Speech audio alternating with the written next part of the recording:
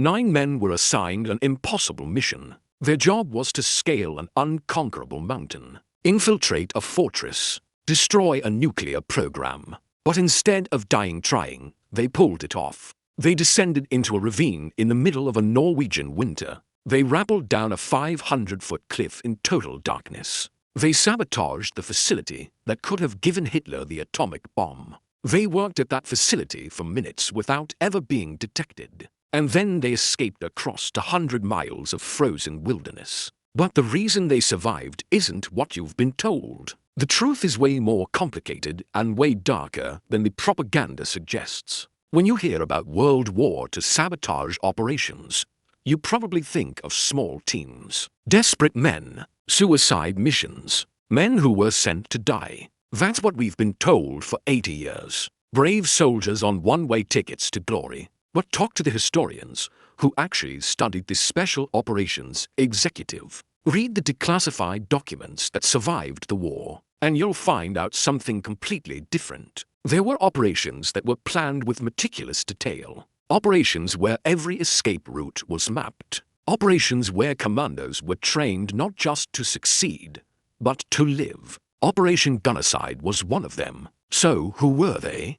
Why were they sent? And how did they manage to destroy a facility they'd never seen before? In the mountains of Nazi-occupied Norway, let's talk about the truth that would change the course of the entire war. This is the story of how 9 Norwegian commandos, trained in secret by the British, became the men who stopped Hitler's atomic bomb. This is the story of Operation Gunnerside. This is the story of the most successful sabotage mission in the history of warfare. It was February of 1943. The war in Europe was not going well for the Nazis. After the disaster at Stalingrad, after their defeat in North Africa, after their failed invasion of the Soviet Union, the Germans understood that conventional warfare was failing them. They were losing on every front. The Russians were grinding them down in the east. The British and Americans were growing stronger every day. The Nazis needed something. They needed an advantage, a decisive advantage, something that could turn the tide of the entire conflict. And they believed they had found it. The Germans understood that the future of warfare would not be decided by tanks or planes or ships. The future would be decided by atomic power, by nuclear weapons, by a bomb so terrible, so devastating, that a single device could level an entire city. It was a concept that seemed almost like science fiction. A weapon so powerful that it could end the war in an instant. The Nazis had their best physicists working on the problem. Werner Heisenberg, the greatest theoretical physicist in the world. Walther Bothe, Horst Kopfermann, other brilliant minds, some of the finest scientists Germany had ever produced. They understood the theory. They understood the science. They understood what was possible. They understood that the first nation to develop an atomic bomb would win the war. But here's what most people don't understand about nuclear physics. The theory is one thing. Making it work in reality is something else entirely. The Allies had begun their own atomic bomb project, the Manhattan Project, with unlimited resources, unlimited money, the best minds in the world. American, British, European scientists who had fled the Nazis. It would take them years of work, billions of dollars, construction of entire secret cities, massive industrial facilities, all to produce enough enriched uranium to build a single bomb. The Germans were attempting the same thing with far fewer resources, far less money, and a government obsessed with war production, not long-term research. But they were trying. Werner Heisenberg believed that a nuclear reactor was possible. He believed that with the right materials and the right knowledge, Germany could build an atomic bomb. And Hitler, despite his many flaws, understood the implications. He understood that whoever had the atomic bomb would own the world. But there was one critical problem, one absolute bottleneck that stood between the Nazis and atomic weapons. A problem so fundamental that without solving it, the entire project would fail. Heavy water, deuterium oxide, a substance so rare, so precious, so difficult to produce, that it was worth more than gold. Heavy water was used as a moderator, a substance that could slow down neutrons in a nuclear reactor. Without heavy water, the Germans couldn't build a functional nuclear reactor. Without a reactor, they couldn't produce plutonium. Without plutonium, they couldn't build an atomic bomb. The Nazis understood this. They understood that heavy water was the key. They understood that there was only one place in the entire world where heavy water could be produced on an industrial scale. One facility, one plant, one location that held the key to the entire war.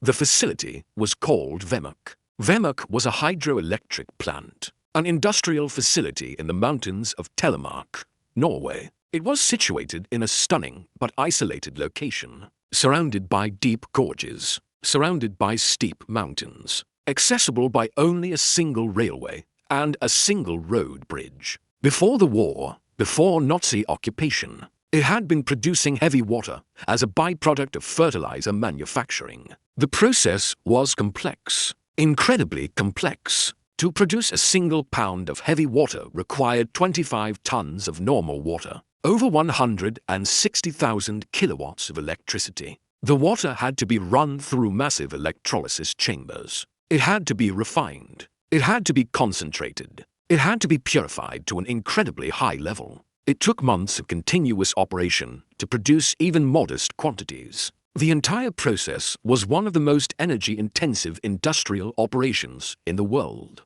and it required the massive hydroelectric power that only Vemork could provide. Before the war, Vemork had been producing about 180 kilograms of heavy water per year. That was considered a respectable amount, enough for scientific research, enough for industrial use. But when the Nazis took over, they understood what they had. They understood that this one facility, this one plant in the mountains of Norway, was their only hope, their only path to nuclear weapons, the only source of heavy water they could control. In 1940, when Nazi Germany invaded Norway, they seized Vemork immediately. They took over the facility. They put German scientists in charge. They put German engineers on the staff. They increased production. They demanded more heavy water, more and more. The Germans began shipping the heavy water back to Germany, back to Berlin, back to the Kaiser Wilhelm Institute where Heisenberg and his team were working on the reactor. The Nazis understood that the Vemork plant was critical to their entire nuclear program, so they protected it. They put guards everywhere, dozens of guards, SS troops, Wehrmacht soldiers. They put anti-aircraft guns on the surrounding mountains. They installed floodlights around the perimeter. They mined the approaches. They guarded the only bridge crossing the ravine with soldiers in bunkers. The bridge could be blown up at the press of a button if an attack came. The Germans believed the facility was impregnable. They believed that the surrounding mountains were impassable. They believed that no one could possibly attack them. They had no idea what was coming. When the Allies learned about the Vemork plant, they understood the implications immediately. The British intelligence service intercepted German communications. They learned that the Nazis were producing heavy water. They learned that it was being shipped to Berlin. They learned that it was critical to the German nuclear program. The British understood something the Germans had not fully grasped. They understood that heavy water was also critical to the Allies, critical to stopping the Nazi nuclear program. If they could destroy Vemork, if they could stop the production of heavy water, they could delay the German nuclear program indefinitely. The British began planning an operation, a sabotage mission, a commando raid. But this would not be an ordinary operation. This would require something new, something special, a new kind of warfare. The British had created an organization called the Special Operations Executive. An organization dedicated to irregular warfare, sabotage, resistance, covert operations, guerrilla tactics, the kind of warfare that conventional militaries didn't know how to fight. The head of the SO was a man named Colin Gubbins. Gubbins understood that conventional military operations couldn't destroy the Vemork plant. A bombing run would give away the target immediately. The Germans would rebuild it. They would strengthen the defenses. They would protect it even more carefully. But special forces, commandos, men trained to move through mountains like ghosts, Men trained to appear and disappear without being seen. Men trained to plant explosives and vanish into the night. Those men could do it. Those men could succeed where a conventional army would fail.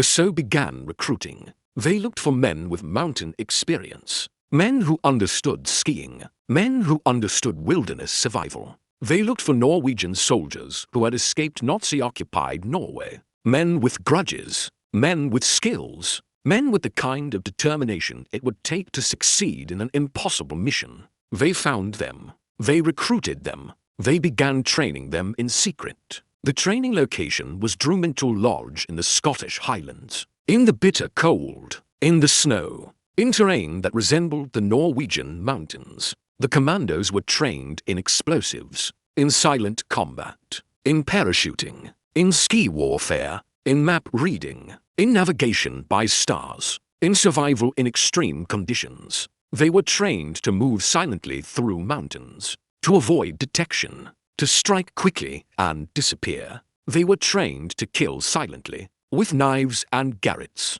They were trained to think on their feet. To improvise. To adapt to changing circumstances. The training was brutal. Men were pushed to their absolute limits. Some broke. Some quit. Some simply couldn't handle it. But those who survived became something new. They became something the Germans had never faced before. They became specialized warriors, elite commandos trained for a specific mission. And the mission was Vemork. In the summer of 1942, the British decided to make their first attempt on the Vemork plant. This operation was called Operation Freshman. The plan was straightforward. British bombers would drop to groups of specially trained Royal Engineers near Vemork. The first group would land by parachute. The second group would land in gliders towed by transport planes. Together, they would attack the plant explosives, and destroy the heavy water production facilities. The plan was methodical, detailed. It seemed like it could work. But the Nazis had intelligence too. The Gestapo had learned something was being planned. They didn't know exactly what, but they knew something was coming. They tightened security at Vemork. They added more guards. They added more floodlights. They added more anti-aircraft guns. And they added something else. They added German troops in the surrounding areas, ready to respond to any attack. On November 19, 1942, the British launched Operation Freshman. The Halifax bombers took off from Scotland. They flew toward Norway. They approached Vemork in the darkness. But the weather was terrible. There was a snowstorm. Zero visibility. The pilots couldn't see the drop zone. They couldn't find the right location. The lead bomber, piloted by Wing Commander Dale, tried to circle around and find the target. But he was running out of fuel. He was running out of time. In the darkness and snow, he made a decision. He decided to cut the tow rope to the glider. The glider went down. It crashed in the Norwegian mountains. The survivors of that crash found themselves in the snow, in the cold, cut off from their unit, separated from their supplies. Some were injured. Some were killed in the crash. The survivors tried to reach the rendezvous point, but they were discovered by Norwegian collaborators, pro-Nazi Norwegians who turned them into the Germans. The Germans captured them. 23 British soldiers, airmen and Royal Engineers. The best the British had. What happened next was a tragedy that haunted the British military for the rest of the war. The captured soldiers were taken to Germany. They were interrogated. The Nazis wanted to know about the operation. They wanted to know what the target was. They wanted to know what was planned. The soldiers refused to talk. They gave only their names, ranks, and serial numbers. They refused to reveal any military secrets. But the Nazis didn't care. They decided to execute the captured soldiers. All of them. 23 men. Killed, murdered, executed in violation of the Geneva Convention. Only a handful of prisoners survived. One soldier, Staff Sergeant Jack Missenthal, managed to survive and escape. He would later write about the horror of that experience. The interrogations, the torture, the executions. The Nazis had learned that the British were planning something against Vemork. They had learned that commandos were being trained. They had learned that another attack might be coming. The Germans responded by massively increasing security at Vemork. They deployed more troops. They brought in SS units. They installed more anti-aircraft guns. They laid more mines. They created more bunkers. They strengthened the defenses around the plant until it looked like a fortress. The Nazis believed that after the disaster of Operation Freshman, the British would never try again. They believed Vemork was now completely secure, completely impregnable. They were about to learn how wrong they were. After the failure of Operation Freshman, the British regrouped. They studied what had gone wrong. They learned that conventional commando operations, with large teams and complicated logistics, were too vulnerable. They could be detected. They could be intercepted. They needed something different. They needed to send a smaller team, a more specialized team, a team that could operate independently, a team that could move silently through mountains without being detected. The British turned to the Norwegian resistance, to Norwegian soldiers who had escaped Nazi occupation and were fighting from exile in Britain. They selected a man named Joachim Rindberg to lead the new operation. Rindberg was a young man. He was born in 1919, so he was only about 23 years old at the time of the operation. He was a skier, a mountain climber. He understood the Norwegian terrain. He understood how Norwegians thought, how they moved. He was perfect for this mission. Rindberg recruited his team carefully. He selected men he knew, men he trusted, men with different skills. Some were experts with explosives. Some were experts with weapons. Some were experts with maps and navigation. Some were experts in survival. Together, they began intensive training. 6 months of preparation. 6 months of learning how to work as a team. 6 months of practicing the mission over and over again. But there was a problem. Rindberg's team, the men who would conduct the actual sabotage, needed support on the ground in Norway. They needed people already in place, people who could guide them, people who could provide safe houses, people who could help them escape after the mission. So the SO recruited for more men, for Norwegian resistance fighters who had been operating in Norway since 1942. They had survived in the mountains. They had evaded German patrols. They understood the terrain. They understood the enemy. They were codenamed Swallow, and they were already in place when the new team arrived. In February of 1943, 6 months after the disaster of Operation Freshman, a British Halifax bomber took off from Scotland. Inside the bomb bay were 6 Norwegian commandos, 6 men selected from the training program, 6 men ready to do the impossible. The bomber flew south. It flew over the North Sea. It flew toward Norway, and it flew into a massive snowstorm.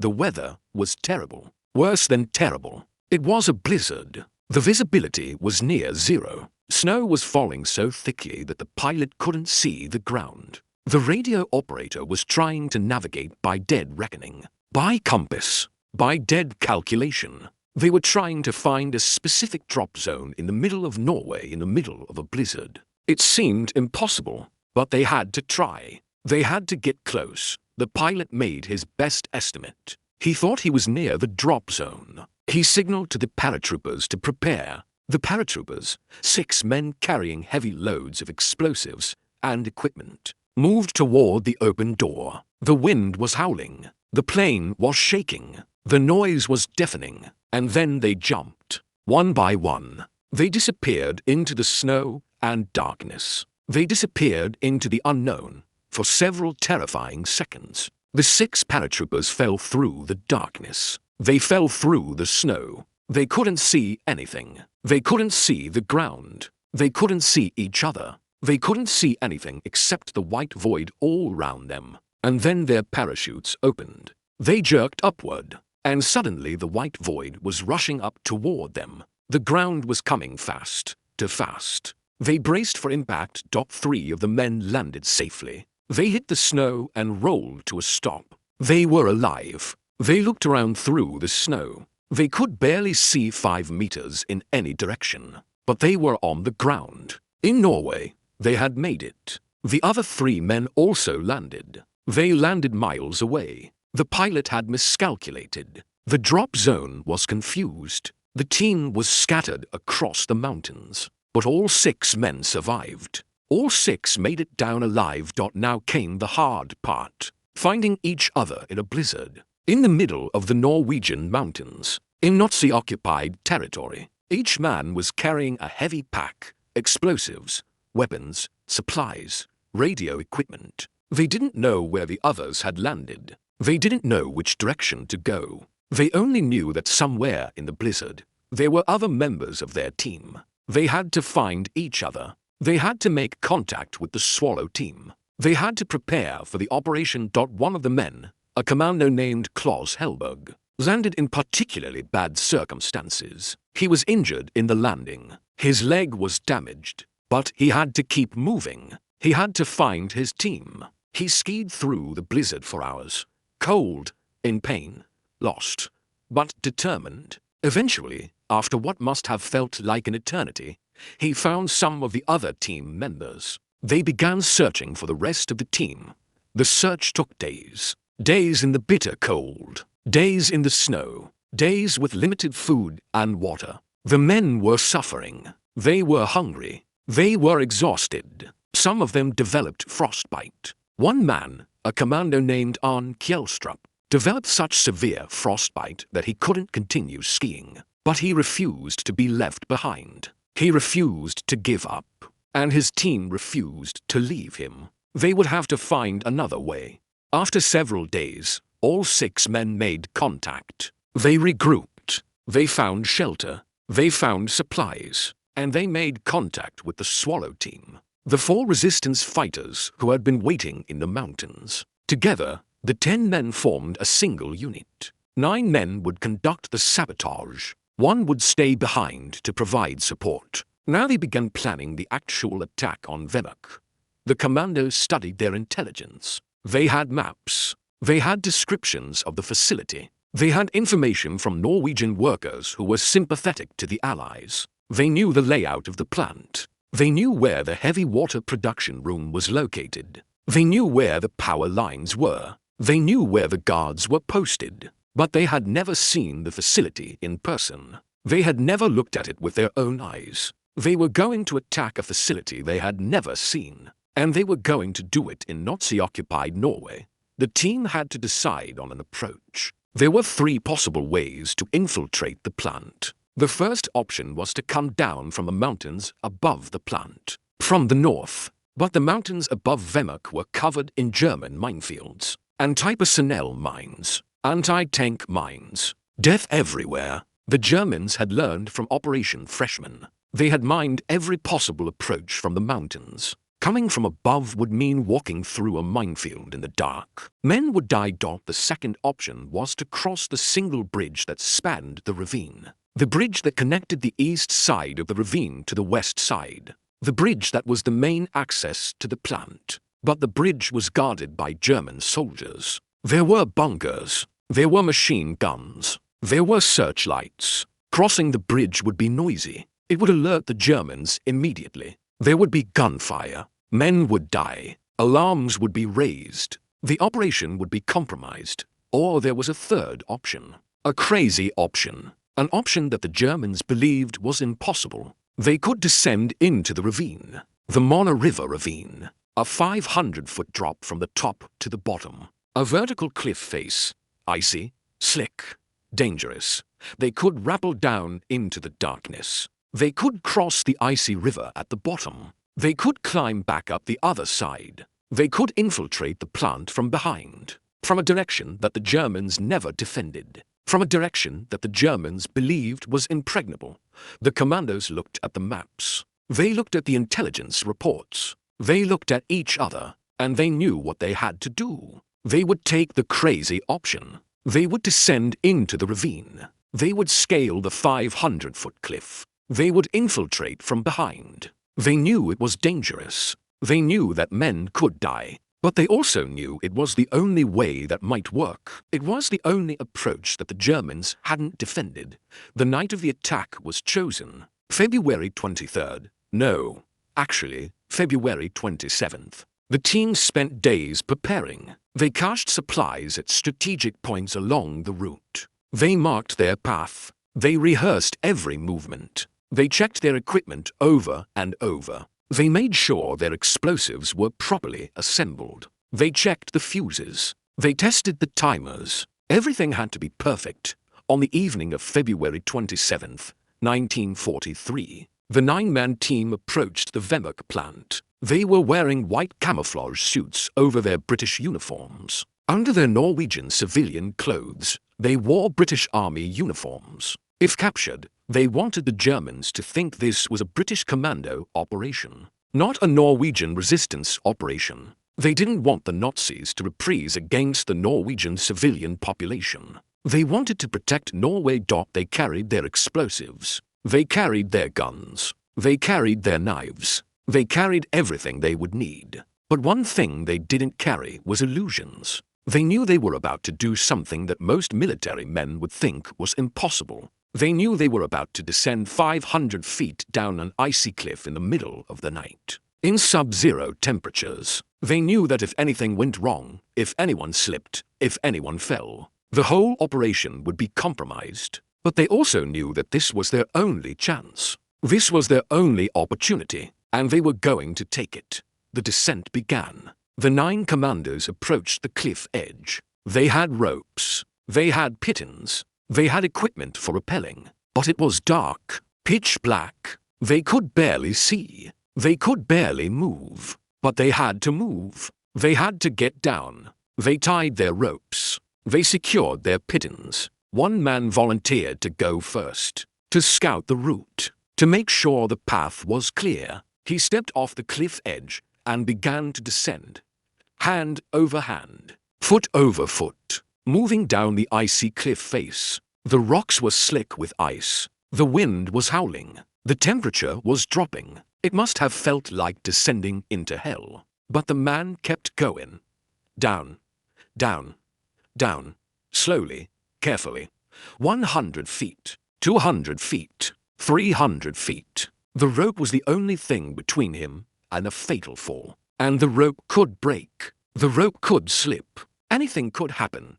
When the first man reached the bottom, he signaled to the next man. Another commando stepped over the cliff edge. Another descent into the darkness. This happened 9 times. One by one, 9 men descended 500 feet down an icy cliff in the dark. And miraculously, all 9 made it. All 9 reached the bottom of the ravine alive. Now came the second part of the descent. Crossing the Mona River.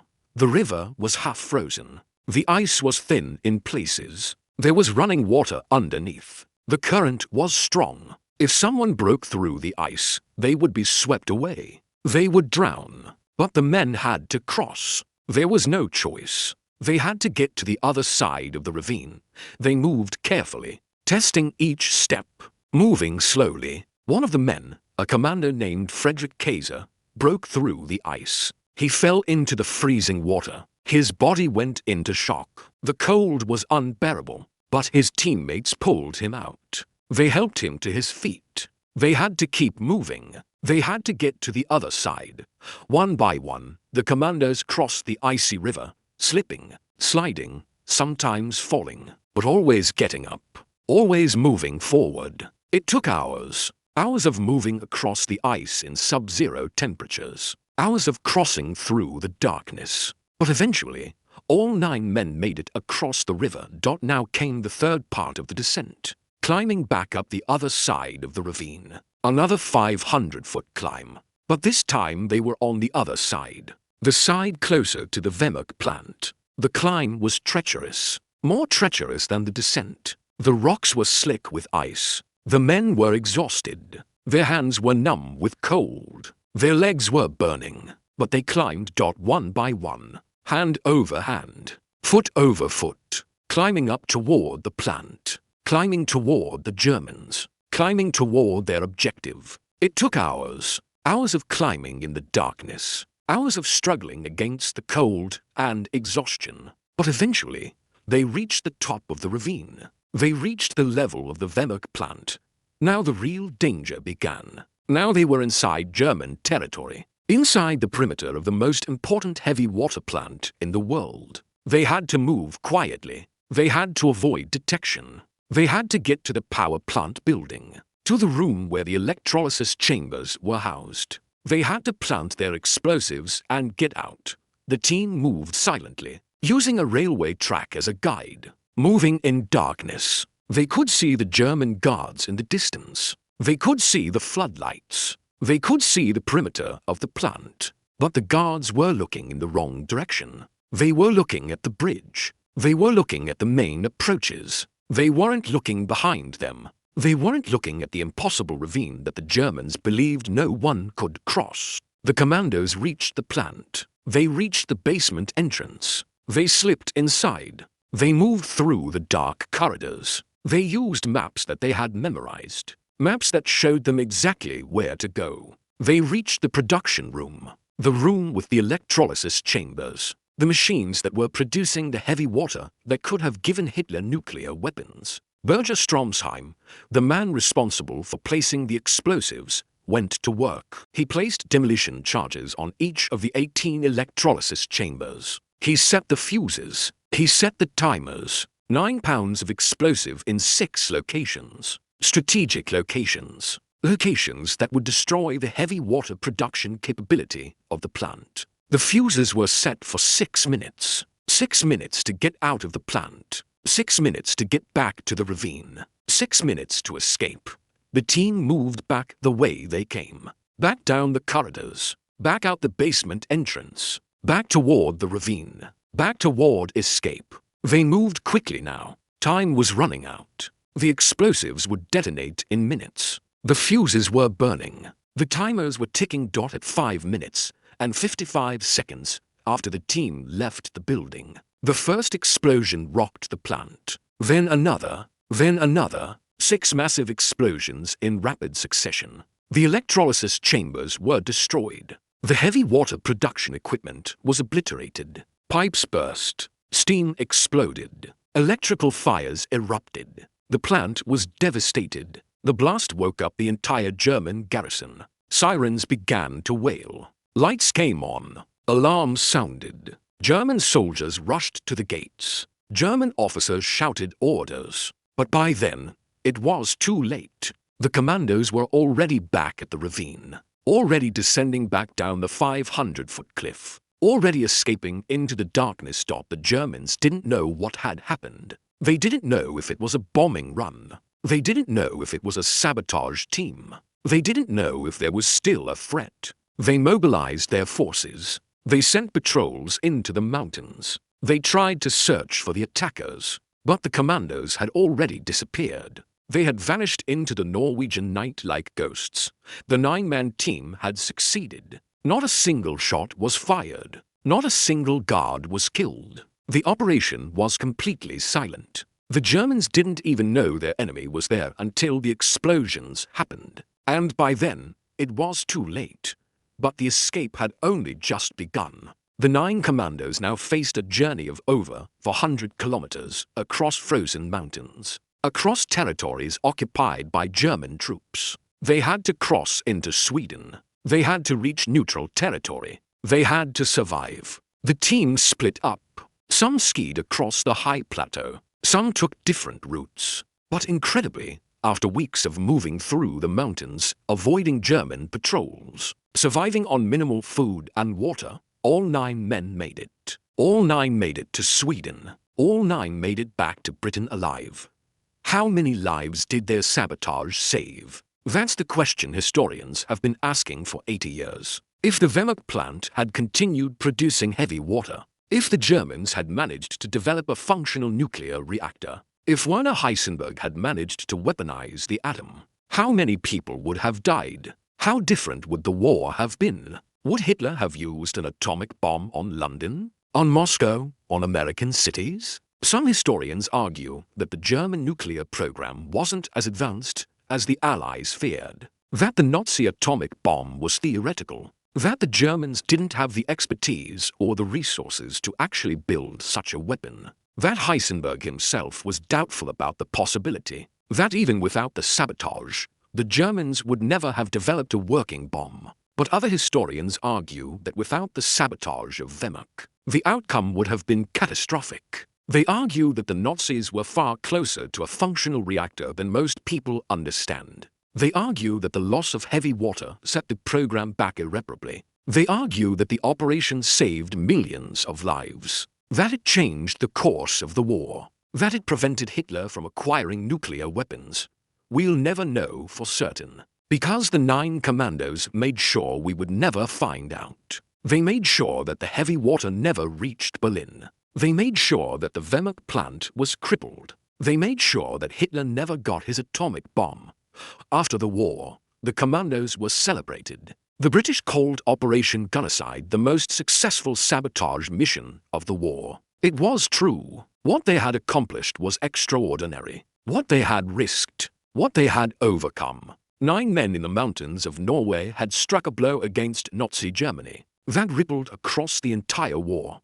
Joachim Rinberg, the leader of the operation, survived the war. He lived until the year 2000. He lived a long life. He saw the world change. He saw the creation of the United Nations. He saw the atomic age arrive. He saw nuclear weapons become a reality. He saw the world that might have been if Hitler had gotten the bomb first. And he knew that he and his 8 comrades had prevented that terrible world from coming into existence. When asked after the war why he had done it, Rinberg gave a simple answer. He said that what the Nazis were doing was wrong. He said that he couldn't stand by while they built weapons of mass destruction. He said that he had to find a way to resist, even if it meant descending into an impossible ravine, even if it was dangerous, even if he was risking his life.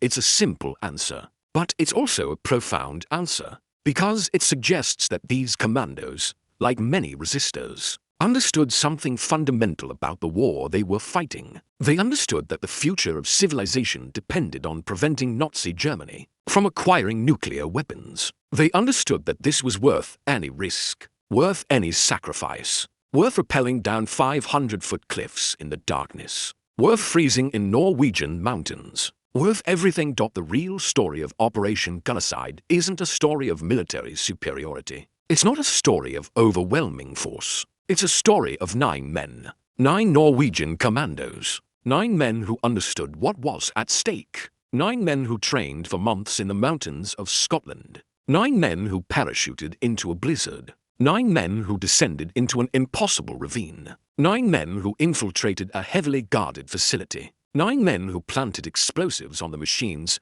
that could have given Hitler atomic weapons, 9 men who escaped across frozen mountains, 9 men who changed the course of the war. And that's why it matters. Because it shows that determination, skill, and courage can overcome seemingly impossible odds. That small teams of specialists can achieve what entire armies cannot. That 9 men in the mountains of Norway could stop a nuclear weapons program and potentially save millions of lives. That ordinary soldiers, with extraordinary training and extraordinary courage, can change the course of history. If you want to see more videos about the real stories from World War II that go beyond the propaganda, hit subscribe. New videos every week.